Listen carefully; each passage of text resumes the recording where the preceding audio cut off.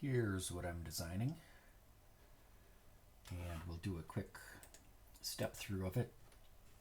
Started with a photo, traced it, figured the measurements didn't work that well, so then I started over with just the little end bit to make sure it fit right, and then kept going from there.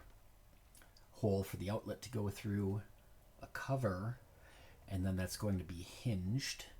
I'm not much of a CAD designer, so it kind of took me a lot of steps to do this, but I thought it looked pretty good when it was all done. Just kind of a lot of tinkering around at this part. And then what else is kind of fun is in software like this that you can do some animation and joints and things along those lines. Here I'm just adding in some other parts. And so then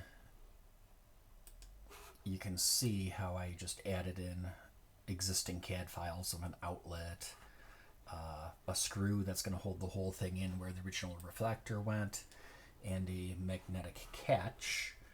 And then with the hinged top in place, we can see our joint.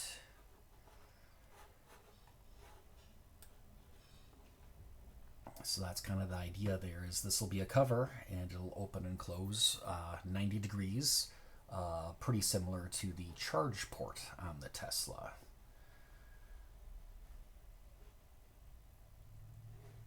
So then what I need to do is 3D print that part, 3D print that part, put an 1/8 inch pin through here, get a screw, an electric outlet, and a magnetic catch.